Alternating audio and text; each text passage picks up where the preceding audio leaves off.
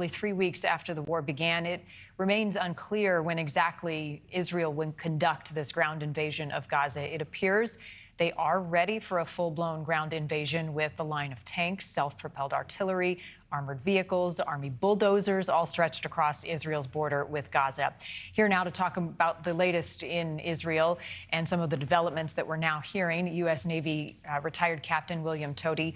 Thank you. I want to start with the comments, though, that we heard from the Iranian foreign minister there, that the U.S. will not be spared from the fire if the barrage of attacks on Gaza continues. What do you make of his statement? He did not mince words. He didn't, Marni, and of course the Iranians do gravitas very well. They can't afford for this conflagration to expand, because they understand that we have extremely capable ability to react to the things that have unfolded in the Middle East. So they want to threaten us. They want that threat to be credible, and they want to scare the American public, to be frank.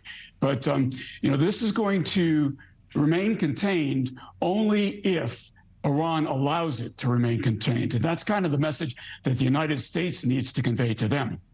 And the U.S., the Pentagon, has been very clear that what we're having seen unfold in Israel is different than what is now happening in Syria. The Pentagon says U.S. fighter jets launched airstrikes early this morning on 2 locations in eastern Syria linked to Iran's Revolutionary Guard Corps. They say in retaliation for the drone and missile attacks that the U.S. That we saw against U.S. bases. Why is it so important to make that distinction right now, that this was retaliatory for something else?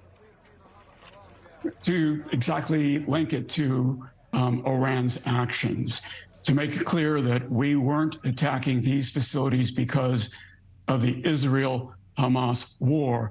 They were in direct response to the attacks on Americans. But it is noteworthy, Marni, that the attacks were against American people, American troops, and our retaliatory attack was against Iranian things. I think it remains to be seen the degree to which Iran will be impressed by these retaliatory attacks. Even if we did destroy the munitions located there, there are a lot more where those came from.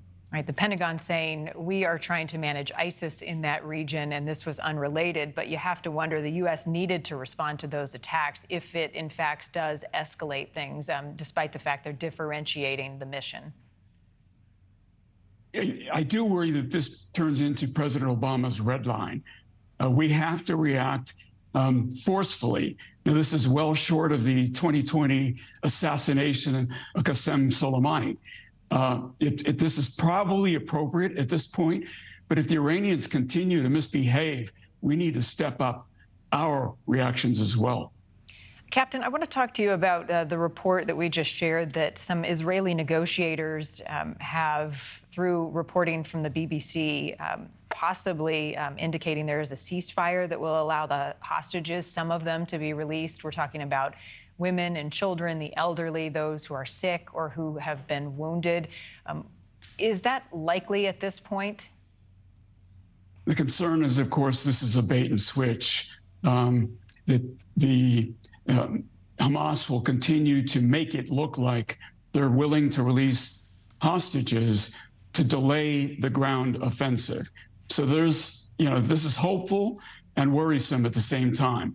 It's hopeful because it may be actually true.